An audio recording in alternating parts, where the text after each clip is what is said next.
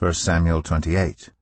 In those days the Philistines gathered their forces to fight against Israel. Achish said to David, "You must understand that you and your men will accompany me in the army." David said, "Then you will see for yourself what your servant can do." Achish replied, "Very well. I will make you my bodyguard for life." Now Samuel was dead, and all Israel had mourned for him and buried him in his own town of Ramah. Saul had expelled the mediums and spiritists from the land. The Philistines assembled and came and set up camp at Shunem, while Saul gathered all Israel and set up camp at Gilboa. When Saul saw the Philistine army, he was afraid. Terror filled his heart. He inquired of the Lord, but the Lord did not answer him by dreams or Urim or prophets.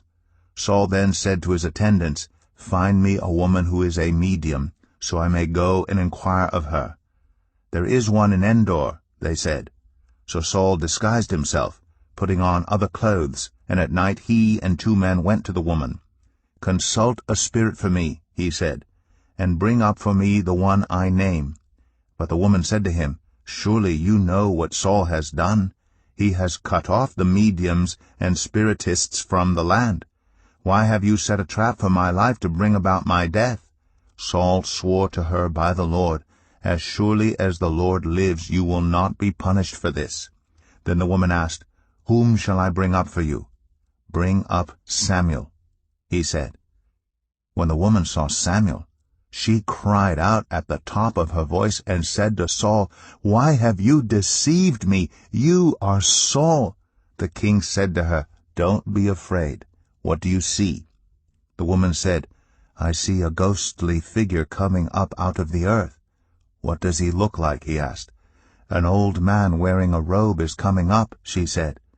Then Saul knew it was Samuel, and he bowed down and prostrated himself with his face to the ground. Samuel said to Saul, "Why have you disturbed me by bringing me up?" "I am in great distress," Saul said. "The Philistines are fighting against me, and God has departed from me. He no longer answers me, either by prophets or by dreams. So I have called on you to tell me what to do." Samuel said, "Why do you consult me, now that the Lord has departed from you and become your enemy? The Lord has done what he predicted through me. The Lord has torn the kingdom out of your hands and given it to one of your neighbors, to David. Because you did not obey the Lord or carry out his fierce wrath against the Amalekites, the Lord has done this to you today. The Lord will deliver both Israel and you into the hands of the Philistines, and tomorrow you and your sons will be with me. The Lord will also give the army of Israel into the hands of the Philistines." Immediately Saul fell full length on the ground, filled with fear because of Samuel's words. His strength was gone, for he had eaten nothing all that day and all that night. When the woman came to Saul and saw that he was greatly shaken, she said, "Look, your servant has obeyed you. I took my life in my hands and did what you told me to do. Now please listen to your servant, and let me give you some food so you may eat and have the strength to go on your way." He refused and said, "I will not eat." But his men joined the woman in urging him, and he listened to them. He got up from the ground and sat on the couch. The woman had a fattened calf at the house, which she butchered at once. She took some flour, kneaded it, and baked bread without yeast. Then she set it before Saul and his men, and they ate. That same night they got up and left. 1 Samuel 29. The Philistines gathered all their forces at Aphek, and Israel camped by the spring in Jezreel. As the Philistine rulers marched with their units of hundreds and thousands, David and his men were marching at the rear with Achish. The commanders of the Philistines asked, "What about these Hebrews?" Achish replied, "Is this not David, who was an officer of Saul, king of Israel? He has already been with me for over a year, and from the day he left Saul until now I have found no fault in him." But the Philistine commanders were angry with Achish, and said, "Send the man back, that he may return to the place you assigned him. He must not go with us into battle, or he will turn against us during the fighting. How better could he regain his master's favor than by taking the heads of our own men? Isn't this the David they sang about in their dances, Saul has slain his thousands, and David his tens of thousands? So Achish called David and said to him, As surely as the Lord lives, you have been reliable, and I would be pleased to have you serve with me in the army. From the day you came to me until today, I have found no fault in you. But the rulers don't approve of you. Now turn back and go in peace. Do nothing to displease the Philistine rulers. But what have I done? Asked David. What have you found against your servant from the day I came to you until now? Why can't I go and fight against the enemies of my lord the king? Achish answered, I know that you have been as pleasing in my eyes as an angel of God. Nevertheless, the Philistine commanders have said, He must not go up with us into battle. Now get up early, along with your master's servants who have come with you, and leave in the morning as soon as it is light. So David and his men got up early in the morning to go back to the land of the Philistines, and the Philistines went up to Jezreel. 1 Samuel 30. David and his men reached Ziklag on the third day. Now the Amalekites had raided the Negev and Ziklag. They had attacked Ziklag and burned it, and had taken captive the women and everyone else in it, both young and old. They killed none of them, but carried them off as they went on their way. When David and his men reached Ziklag, they found it destroyed by fire, and their wives and sons and daughters taken captive.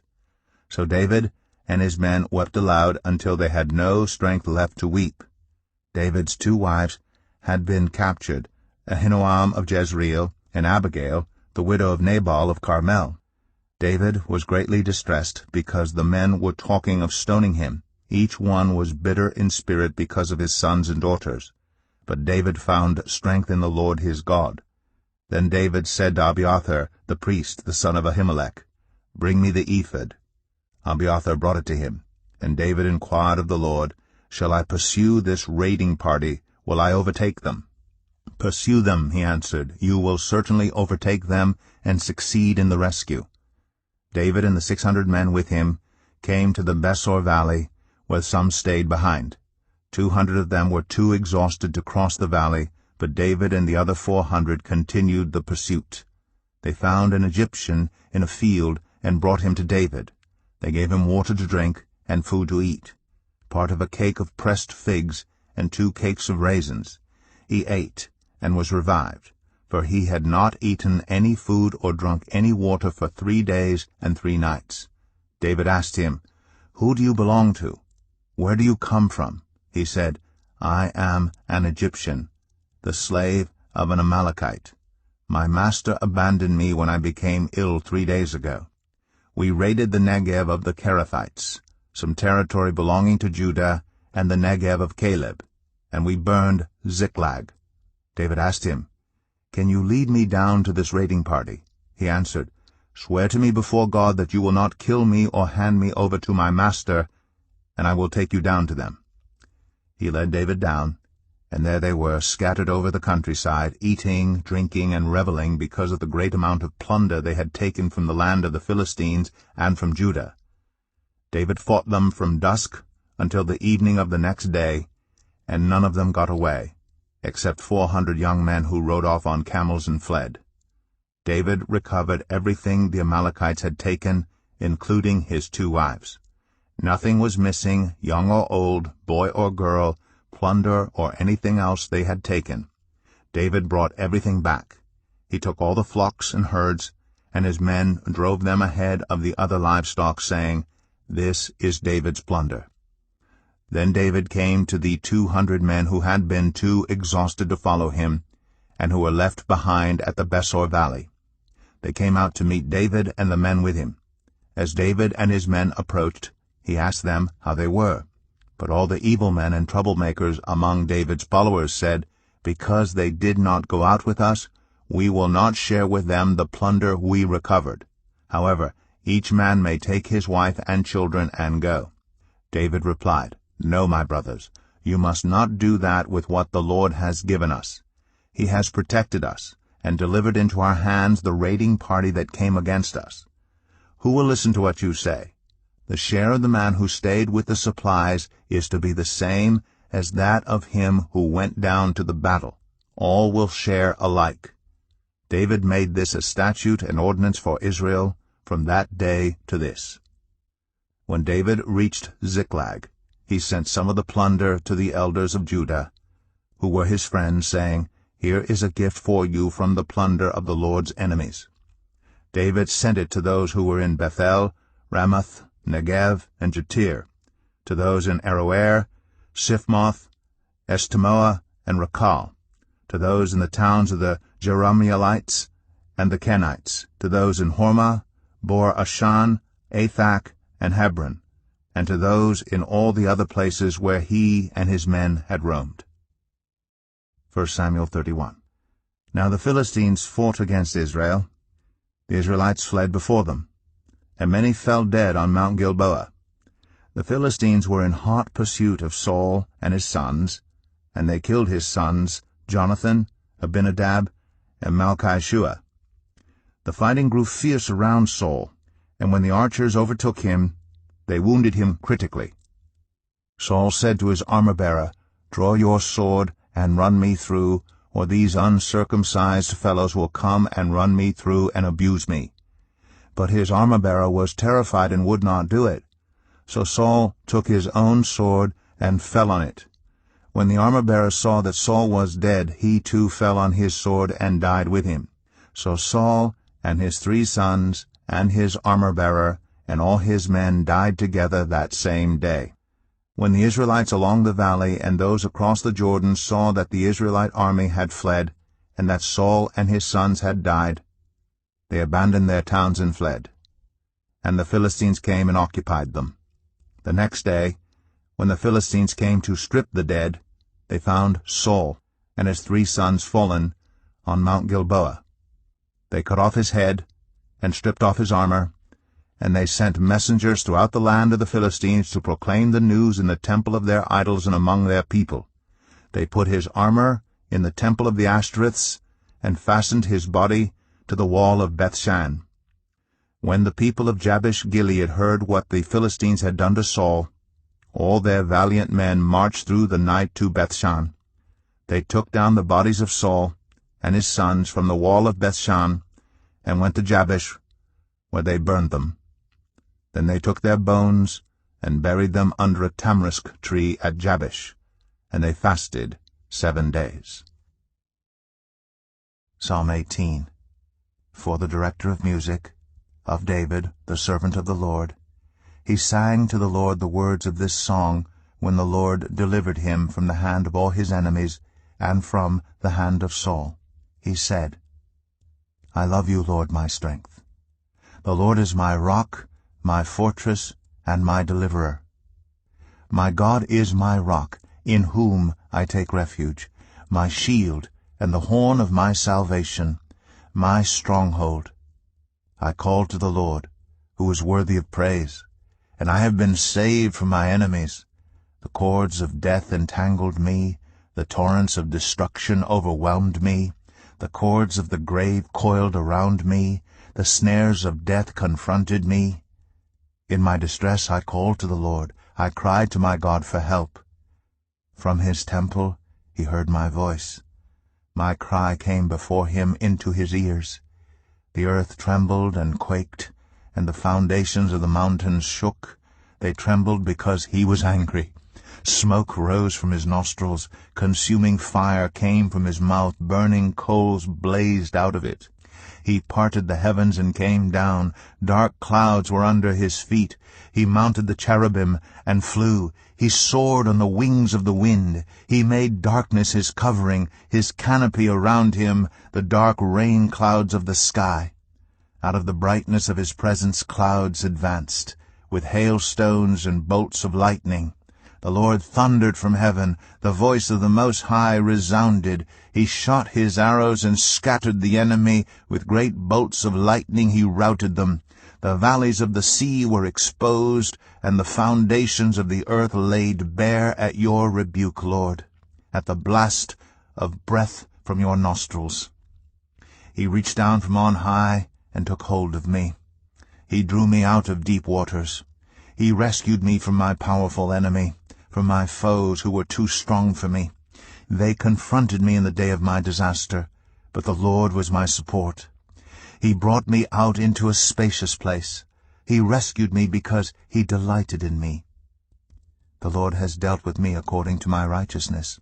According to the cleanness of my hands he has rewarded me. For I have kept the ways of the Lord. I am not guilty of turning from my God. All his laws are before me. I have not turned away from his decrees. I have been blameless before him, and have kept myself from sin. The Lord has rewarded me according to my righteousness, according to the cleanness of my hands in his sight. To the faithful you show yourself faithful. To the blameless you show yourself blameless. To the pure you show yourself pure. But to the devious you show yourself shrewd. You save the humble, but bring low those whose eyes are haughty. You, Lord, keep my lamp burning. My God turns my darkness into light. With your help I can advance against a troop. With my God I can scale a wall. As for God, his way is perfect. The Lord's word is flawless. He shields all who take refuge in him. For who is God besides the Lord? And who is the rock except our God? It is God who arms me with strength, and keeps my way secure. He makes my feet like the feet of a deer. He causes me to stand on the heights. He trains my hands for battle. My arms can bend a bow of bronze. You make your saving help my shield, and your right hand sustains me. Your help has made me great. You provide a broad path for my feet, so that my ankles do not give way.